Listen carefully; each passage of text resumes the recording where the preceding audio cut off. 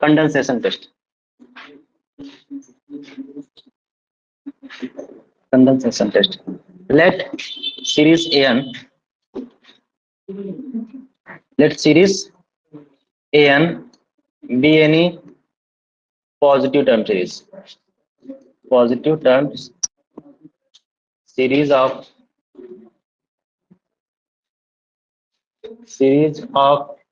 real numbers.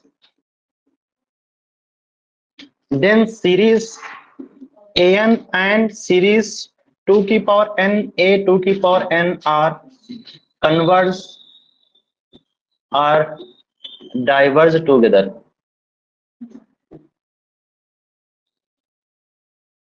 ठीक है ना. ये आप देख रहे हो ना, नाम कंडेंसेशन टेस्ट है, लेकिन है क्या एक्चुअली कंपैरिजन टेस्ट ही है. क्या है? Comparison test. कंपैरिजन टेस्ट का मतलब ये है कि जिस सीरीज के बारे में बोला जाए उसको मत चेक करिए, किसी दूसरे को चेक करिए और उसको बता दीजिए. समझे ना.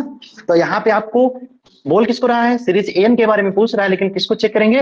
2 की पावर n a 2 की पावर n को चेक करेंगे, इसको बोल देंगे, है ना. जैसे एग्जांपल के तौर पे यदि आपसे बोला जाए कि सीरीज 1/n के बारे में बोला जाए ना, या log ऑफ n के बारे में, 1/log ऑफ n के बारे में बोलता है और n equal to 2 to infinity. तो इसलिए लिए हैं क्योंकि 1 पे ये डिफाइन नहीं होगा ना. जब भी आपको क्वेश्चन इस टाइप से आएगा ना, तो या तो ये इस टाइप से लिखा होगा r, या तो आपका इस टाइप से लिखा होगा log ऑफ n+1, है ना, बेस e. अब यहाँ पे 1 से स्टार्ट हो जाएगा ना, बात तो एक ही है ना, चाहे इसको लिखो चाहे इसको लिखिए. ठीक है ना. तो ये क्या आएगा आपका, अब यहाँ पे सीरीज 1/log ऑफ n को यदि बोलेगा base e n equal to 2 to infinity, तो आप क्या है, it is the series an, इसको मान लेंगे, है ना. अब क्या करेंगे, सीरीज, अब इसको चेक करना है तो इसको ना चेक करके हम क्या करेंगे, 2 की पावर n a 2 की पावर n निकालेंगे. तो ओरल क्या जाएगा, सीरीज 2 की पावर n इंटू 1/log 2 की पावर n बेस e. इसको सॉल्व करेंगे, जब इसको सॉल्व करेंगे तो ये सॉल्व होकर क्या आ जाएगा, सीरीज 2 की power n 1/n log 2 base e, है ना. अब आप देख रहे होंगे कि 1/log 2 जो है वो तो कांस्टेंट है, तो इसको क्या करेंगे, 1/log 2 को हम बाहर निकालेंगे बेस e, और सीरीज आपकी बन जाएगी 2 की पावर n/n बन जाएगी, n equal to 1 to infinity, है ना. अब इस सीरीज को देखना है कि दिस सीरीज इज कन्वर्जेंट और नॉट. तो इसके बारे में क्या ख्याल है, डाइवर्जेंट है. क्यों डाइवर्जेंट है, क्योंकि इसकी लिमिट ही नहीं जुड़ा जा रही है. क्योंकि इसको देखोगे ना, 2 की पावर n/n की लिमिट कहाँ जा रही है, इन्फिनिटी जा रही है. 2 की पावर n/n की लिमिट कहाँ जा रही है, प्लस इन्फिनिटी जा रही है. क्यों जा रही है, क्योंकि ये इन्फिनिटी अपन इन्फिनिटी बन रहा है ना. क्या बन रहा है, इन्फिनिटी अपन इन्फिनिटी बन रहा है. तो एल हाफ रूल लगा देंगे, तो एल हाफ रूल लगाएंगे तो क्या जाएगा, 2 की पावर n log 2, और नीचे में क्या जाएगा, 1 आ जाएगा. अभी कहाँ जा रहा है, प्लस इन्फिनिटी, है ना. हाँ, वहां से भी लगा सकते हैं, रूट टेस्ट लगा सकते हैं. नहीं, रूट टेस्ट नहीं लगाएंगे, कंडेंसेशन वो सॉरी ये डीएलएमआरएस टेस्ट लगाएंगे, है ना. आप यहाँ पे से देख सकते हो कि ये पॉजिटिव टर्म की सीरीज है. क्या है, पॉजिटिव टर्म की सीरीज है, और इसकी लिमिट कहाँ जा रही है, इन्फिनिटी जा रही है ना. Then directly implies it is divergent. So this series is divergent. तो ओवरऑल क्या हो जाएगा, दिस सीरीज इज डाइवर्जेंट. 2 की पावर n a 2 की power n divergent. Then by condensation test series an is also divergent. किसको doubt है, online वाले या ऑफलाइन वाले, ठीक है. या आप इसको कंडेंसेशन टेस्ट से भी लगा सकते हो. ठीक, अब कंडेंसेशन टेस्ट से लगाओगे तो क्या मानोगे, इसको सीरीज cn मान लोगे, है ना. तो क्या करेंगे फिर, cn + 1/cn की लिमिट देखेंगे, है ना. उसकी लिमिट l आएगी, और l < 1 होगा तो कन्वर्जेंट होगा, और l < 1 होगा तो डाइवर्जेंट होगा. तो यहाँ पे l < 1 आ जाएगा, वो डाइवर्जेंट हो जाएगा. क्लियर ना, किसी को डाउट है. चलिए आगे बढ़ते हैं ना. नेक्स्ट आपसे बोला जाएगा सीरीज 1/n log n, इसके बारे में बोला जाए ना, basic n equal to 2 to infinity. जब भी आपको log के फॉर्म में दिया हो सीरीज ना, तो एक बार कंडेंसेशन टेस्ट पे जरूर जाएगी, क्योंकि कंडेंसेशन टेस्ट क्या करता है, इसको फ्री फ्रॉम log कर देता है. क्या करता है, फ्री फ्रॉम log कर देता है ना. जब फ्री फ्रॉम log कर देगा ना, तो वहां पे हमारे पास टेस्ट हैं, डीएलएमआरएस टेस्ट, काची रूट टेस्ट, है ना, कंपैरिजन टेस्ट. ये सब टेस्ट यूज करके हम उसको बता देंगे वो कन्वर्जेंट है या नहीं है. क्लियर ना, समझे. क्योंकि जब भी आप कंडेंसेशन टेस्ट लगाएंगे तो उसके बाद एक टेस्ट जरूर लगेगा, और कंडेंसेशन टेस्ट के बाद एक टेस्ट और लगेगा, है ना. कंडेंसेशन टेस्ट क्या करता है, फ्री फ्रॉम लॉग कर देता है, और फ्री फ्रॉम लॉग कर देगा ना, अब उसको सीरीज को कन्वर्जेंट या डाइवर्जेंट दिखाने के लिए फिर हमें एक टेस्ट का यूज और करना पड़ेगा. तो इसमें फिर से क्या करते हैं, ये सीरीज बन गया सीरीज an. अब क्या देखेंगे कि 2 की पावर n log, नहीं 2 की पावर n a 2 की पावर n निकालेंगे, तो 2 की पावर n इंटू n की जगह पे क्या कर देना है, 2 की पावर n लिख देना ना. तो 2 की power n into log of 2 की पावर n बेसी. 2 की पावर n कैंसिल आउट, तो ओरल क्या जाएगा, 1/n n log 2 base e, है ना। तो सीरीज 2 की पावर n a 2 की पावर n एक्चुअली क्या बन जाएगा 1 अपान log 2 बेस e और इनटू सीरीज 1 अपान n। अब आप देखेंगे this series is divergent by p test. This series is divergent by p test, then series an is divergent by condensation test। Condensation test, ठीक है ना। आगे बढ़ते हैं ना, इतना क्लियर, कोई डाउट है नहीं। चलिए आपसे बोला जाए कि series 1 upon log n base e की पावर 2 ले लिया जाए, है ना, n की वैल्यू 2 टू इंफिनिटी, x के बारे में पूछा जाए ना। सो it is the series an। आपको क्या करना है, वही थोड़ा बहुत कैलकुलेशन कर देना है ना। अब log है ना, इसमें क्या कर दी, कंडेंसेशन टेस्ट को अप्लाई कर लेते हैं ना। दिस इज इक्वल टू, अब आप क्या करिए, a की पावर n नहीं 2 की पावर n, a 2 की पावर n निकालिए। So it is equal to 2 की power n into 1 upon log 2 की पावर n बेस e पूरे की power 2। It is equal to 2 की power n into 1 upon n log 2 base e की power 2, ठीक है ना। चलिए और आगे बढ़ते हैं ना, 2 की power n into 1 upon n की पावर 2 log 2 बेस e की पावर 2, इतना क्लियर। अब आप देखेंगे सीरीज 2 की पावर n a 2 की पावर n क्या बन जाएगा, it is equal to 1 upon constant को बाहर ले लीजिए, 2 बेस e की पावर 2 को तो बाहर ले लीजिए, सीरीज क्या बन जाएगी 2 की पावर n अपान n स्क्वायर, समझे। This series is divergent, this series is divergent. क्यों डाइवर्जेंट होगी, क्योंकि इसकी भी लिमिट कहां जा रही है, प्लस इंफिनिटी जा रही है ना। आपको पता है, आप समझिएगा, अल्फा की पावर n नीचे में n की पावर कुछ भी हो, n की पावर कुछ भी हो, n की पावर मान लेते हैं n की पावर कुछ k हो, ठीक है ना।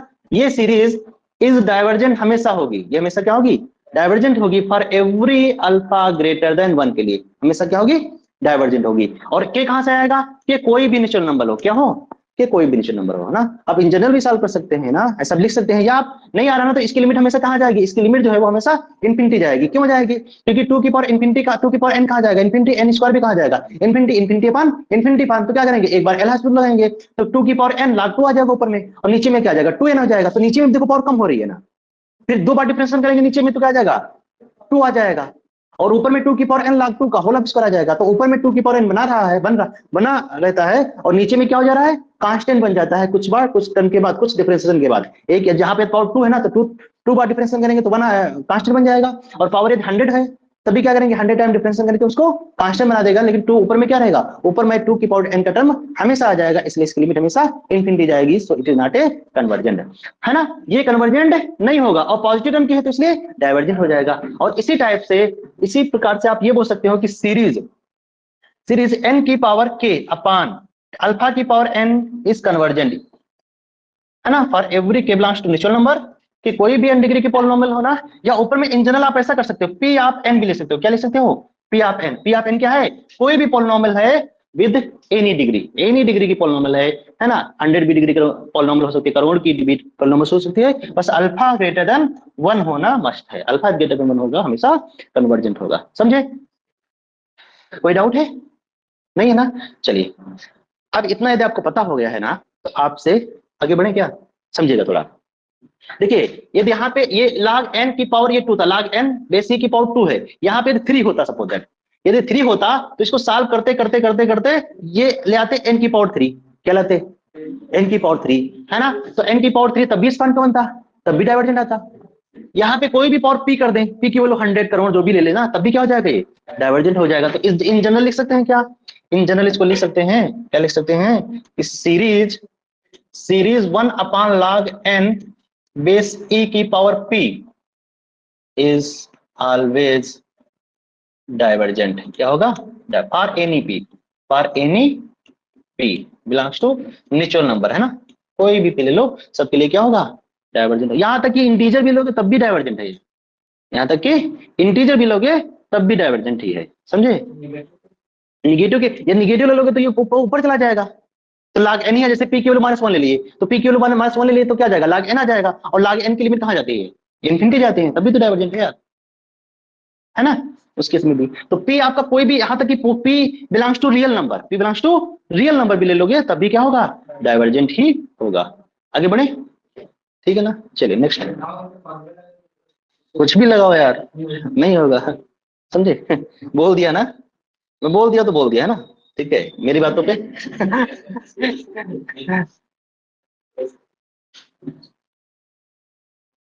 चलिए, सीरीज 1/n की n log n बेस ई, इसके बारे में भी देख लिया ना। लेकिन यहाँ पे यदि p होता है ना, क्या होता है p, this series is convergent if and only p greater than 1, है ना। तो ये सीरीज हमेशा क्या होगी, कन्वर्जेंट होगी जब p ग्रेटर देन 1 होगा, अदरवाइज कन्वर्जेंट नहीं होगी, समझे।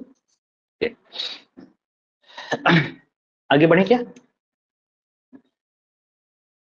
आगे बढ़ते हैं। Cauchy integral test, integral test, समझे। Let sequence an be any positive and decreasing sequence,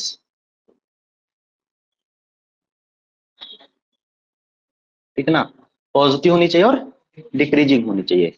then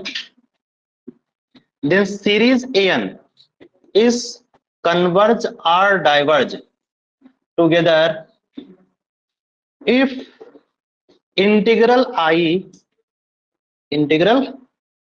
I is equal to, यदि यहाँ पे 1 से स्टार्टिंग ना, यदि n equal to 1 to infinity है ना, तो इंटीग्रल क्या बन जाएगा actually, integral I is equal to 1 to infinity f of n या f of x dx, f of x dx, समझे। और इसको आप ये भी लिख सकते हो, this is limit of n tending to infinity 1 to n f of x dx, where f of n is equal to an, f of n क्या आएगा, an आएगा ना, तो जो an आएगा उसी में क्या कर देंगे, x पुट अप कर देंगे, समझे। जैसे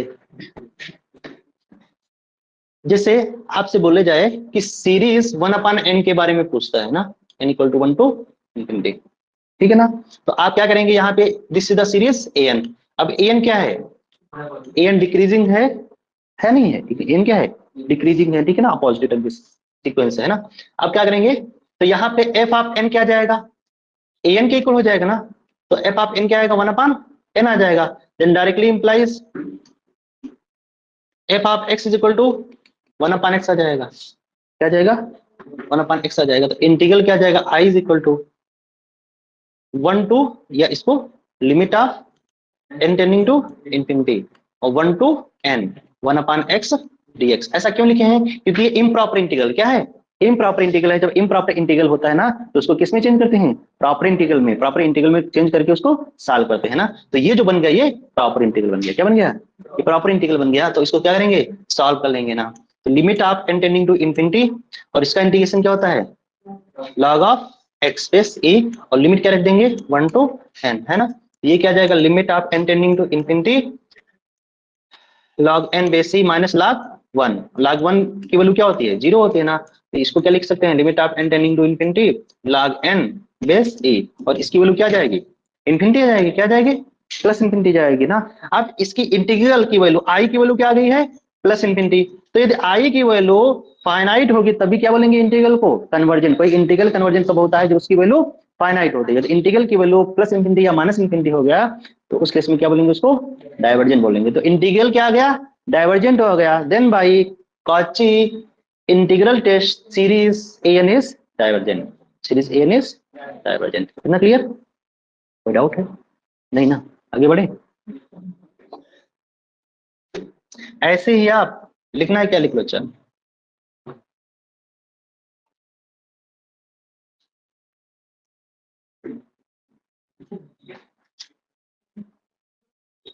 समीकरण के फॉर्म में लिख सकते हैं ना, इंटीग्रेशन को समीकरण के फॉर्म में लिख सकते हैं, समीकरण के फॉर्म में नहीं करोगे ऐसे, हाँ इंटीग्रेशन नहीं लिखना है, इंडेफिनेट नहीं, इंटीग्रल ही निकालना है आपको।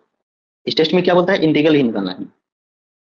चलिए आगे बढ़े क्या,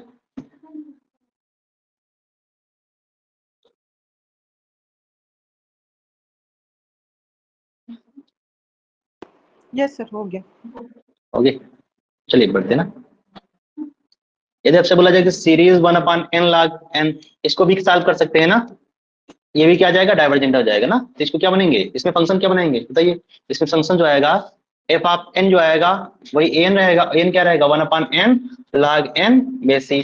तो एफ ऑफ एक्स यहाँ पे क्या बन जाएगा 1/x log x बन जाएगा ना, ठीक है ना। अब इंटीग्रल निकालेंगे, क्या निकालेंगे 1 to infinity या 1 to n करके, है ना। Integral i is equal to limit of n tending to infinity 1 to n, है ना, 1/x log of x base, ठीक है ना। सॉल्व कर लेंगे ना डी ऑफ एक्स, है ना। और ये भी क्या आएगा, इनफिनाइट आएगा। log ऑफ एक्स को क्या मान लेंगे, टी मान लेंगे ना, सॉल्व कर सकते हैं। इतना तो आप लोगों को आता है ना, मुझसे ज्यादा आता है आप लोगों को। चलिए ठीक है ना।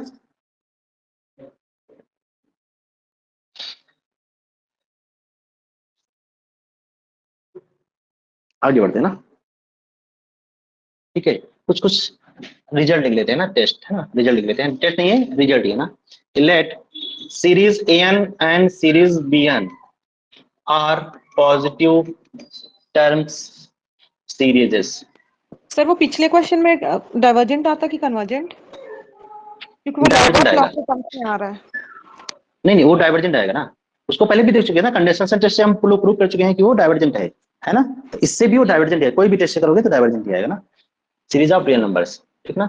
So that series an and series bn both are convergent, समझे ना, बोथ आर कन्वर्जेंट।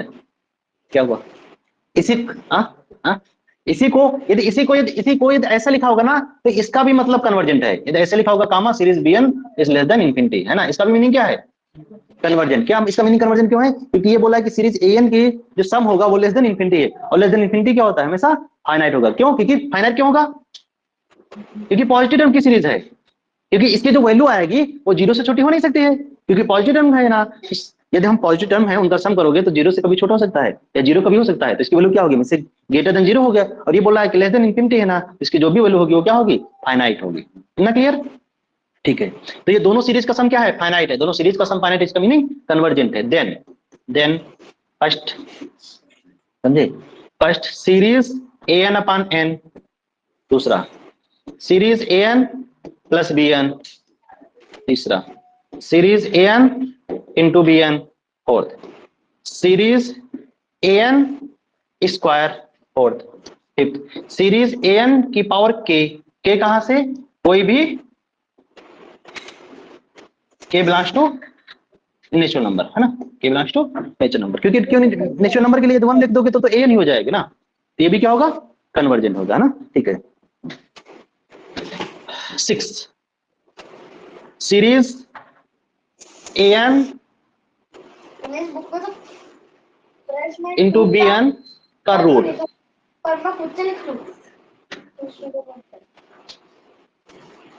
चलिए 7 सीरीज an का स्क्वायर प्लस bn का स्क्वायर, 8 सीरीज, आपसे बोलता है ना an की पावर कुछ k प्लस bn की पावर या k1 है और ये k2, ये भी क्या हो जाएगा, कन्वर्जेंट हो जाएगा। हो जाएगा नहीं हो जाएगा। 9 सीरीज, और क्या बचा, है ना, हाँ series an/1 plus an, this series 10 series an/1 plus bn, 11 series an/1 minus an not equal to 1, और 12 सीरीज an/1 माइनस bn और bn नॉट इक्वल टू 1। ये जितनी भी सीरीज हैं वो सब कन्वर्जेंट है, जितनी भी सीरीज क्या है, कन्वर्जेंट है। क्लियर, अभी प्रूफ भी करा देंगे ना सभी का, पहले लिख लो यार, ठीक है ना। हाँ हाँ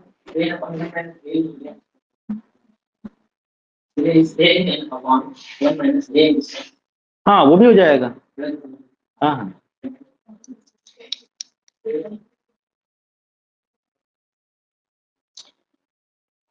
ठीक है। कैसे होगा बताइए, मतलब अच्छा an यदि कन्वर्जेंट है तो an स्क्वायर कन्वर्जेंट होगा क्या, एन कन्वर्जेंट है तो एन स्क्वायर कन्वर्जेंट होगा क्या? नहीं होगा?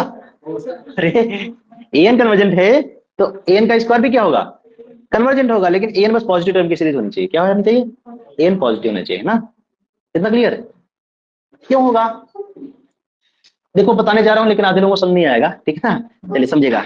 अच्छा देखो इधर एन, देखना इधर एन सीरीज एन कन्वर्जेंट है, सीरीज एन इज कन्वर्जेंट है, और एन के जितने भी टर्म क्या है? पॉजिटिव है। पॉजिटिव मैं लिख दिया ना, बार बार नहीं लूंगा ना, पॉजिटिव है ना, पॉजिटिव टर्म के। तो आप बताइए कि एन और एन स्क्वायर में बड़ा कौन सा होगा?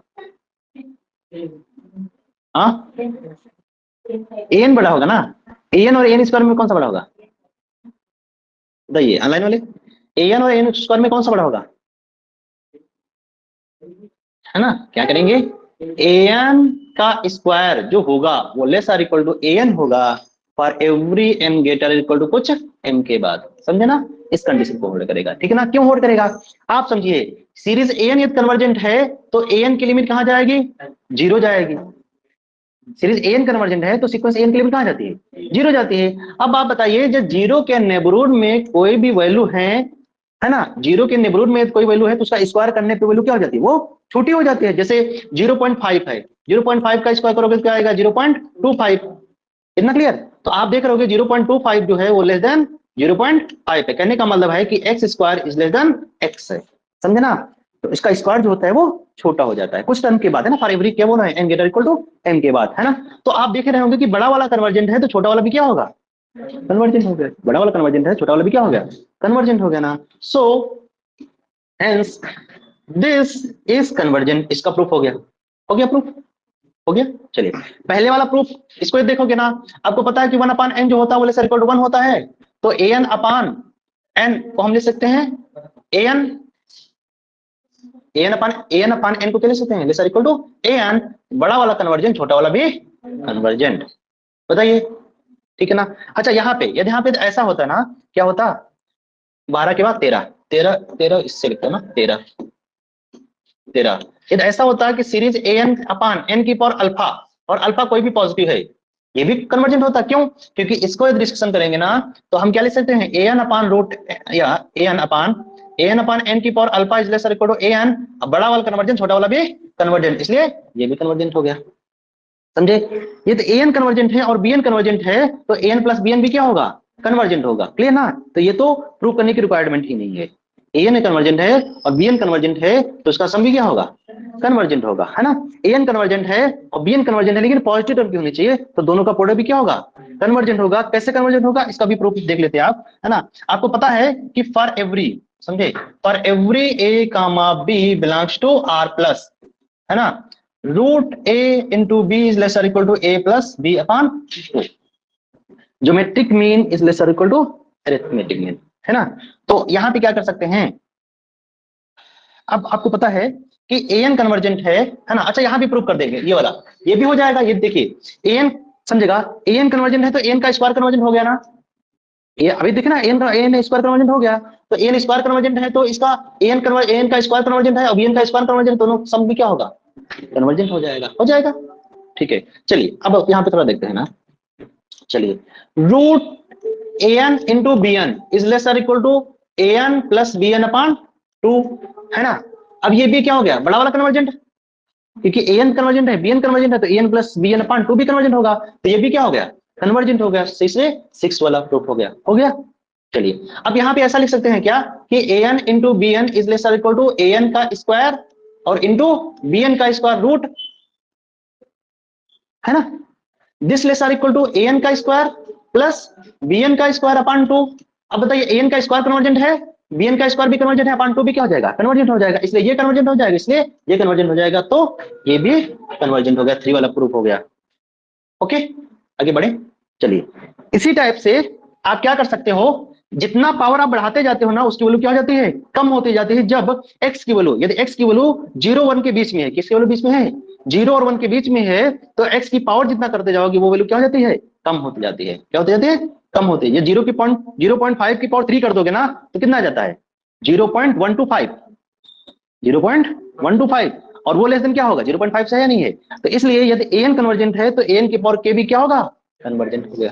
ये भी प्रूफ हो गया। बताइए अब an की पावर k कन्वर्जेंट है तो an की पावर k कन्वर्जेंट है, सिमिलरली bn की पावर k भी कन्वर्जेंट हो जाएगा, तो इसका भी सम क्या आएगा, कन्वर्जेंट हो जाएगा। समझे? ठीक है, आप इसको देखिए। आप बताइए an है ना 1 प्लस an, आपको पता है कि नीचे की वैल्यू ये बड़ी होती है तो ओवरऑल टर्म क्या हो जाता है, छोटा हो जाता है।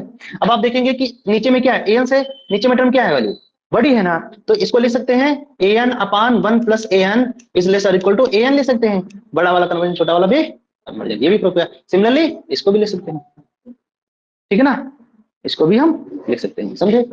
और इसमें क्या करें, कंपैरिजन टेस्ट लगा देंगे ना, इतना लिख लिया, इसको प्रूव कर देता ना, फिर आप लोग लिख लीजिएगा ना, इसको प्रूव करा देता हूँ ना, फिर आप लोग लिख लीजिएगा किसको, कि series an upon 1 minus an आपसे बोलता है कि ये कन्वर्जेंट है या नहीं है ना। तो इस सीरीज को मान लीजिए सीरीज cn, क्या मानते हैं, सीरीज cn, और सीरीज dn को क्या मानते हैं, सीरीज an ही मान लेते हैं, क्या मानते हैं, सीरीज an ही मान लेते हैं ना। तो क्या करेंगे, cn अपान dn की वैल्यू हम लोग निकालने की कोशिश करते हैं ना, तो an upon 1 minus an upon an है ना 1, ये कैंसिल है ना, ऐसे हो जाएगा, तो ओवरऑल क्या जाएगा 1 अपान 1 माइनस an, ये कैंसिल आउट हो जाएगा। इतना क्लियर? अब इसकी लिमिट देखेंगे, किसकी लिमिट, हाँ क्या है ना, cn अपान dn जो वैल्यू आएगी वो limit of n tending to infinity 1 upon 1 minus an। अब बताइए इसकी लिमिट क्या जाएगी, 1 आ जाएगी, क्या जाएगी 1 आ जाएगी। क्यों 1 आ जाएगी, क्योंकि आपको पता है कि सीरीज an तो कन्वर्जेंट है, जब सीरीज an कन्वर्जेंट है then directly implies limit of n tending to infinity an is equal to 0। अब an की लिमिट 0 जाएगी तो और क्या जाएगा 1 अपान 1 माइनस 0, और क्या जाएगा 1 आ जाएगा। ये भी क्या है, non zero finite quantity. Then by limit form test, limit form test क्या बोलता है कि dn since dn is convergent then directly implies cn is convergent, और dn सीरीज क्या है हमारी, dn सीरीज an है, ये कन्वर्जेंट है, इस कन्वर्जेंट है then directly implies series cn is convergent. Okay, ऐसे ही प्रूफ उसका भी कर लेंगे, किसका प्रूफ कर लेंगे, ऐसे ही proof series an upon 1 minus bn का भी कर लेंगे सेम डिक्टो आएगा प्रूफ। समझे? इसको क्या मानेंगे, इसको सीरीज cn मान लेंगे, और सीरीज dn को क्या मान लेंगे, सीरीज an मान लेंगे। अब cn अपान dn की लिमिट देखेंगे तो 1 आएगी, है ना 1 आएगी, finite non zero, directly implies series cn is convergent, series cn मान series an upon 1 minus bn is convergent. Okay, any doubt नहीं ना, चलिए हो गया प्रूफ, लिख लीजिए, अब आप लोग लिख लीजिए और फिर जा सकते हैं। ठीक है, सर वो जैसे प्लस में किए तो उसका माइनस करेंगे तो वो होगा कि नहीं? अभी तो प्रूफ किया है ना माइनस वाला, an अपान 1 माइनस नहीं an, नहीं इसको ये तो नहीं, प्रूफ किया है, किसको, 8वें नंबर पे जैसे an to the power k1 plus bn to the power हाँ k2 है, हाँ तो हाँ उसमें माइनस भी डिफरेंस हो जाएगा, होगा तो बिल्कुल बिल्कुल बिल्कुल, वो आप लीनियर कॉम्बिनेशन भी ले सकते हो, क्या ले सकते हो, प्लस माइनस ये में क्या ले हो सकते हैं ना। गया, हाँ हाँ वो भी लिखे यस तो सर, क्या हुआ, जी इसको जी भी आप लिख सकते हैं कि सीरीज an की पावर k, या ऐसा अल्फा अल्फा an की power k plus beta bn की पावर k, है ना, इसको बोलते हैं लीनियर कॉम्बिनेशन। अब यहाँ पे आप जी प्लस माइनस कुछ भी ले सकते हो, बीटा की वैल्यू -1 ले लेते हैं और अल्फा की वैल्यू 1 भी ले सकते हैं, तो लीनियर कॉम्बिनेशन भी कन्वर्जेंट हो जाता है ना। यदि ए, यस। चलिए लिख लीजिए फिर मिलते हैं बात।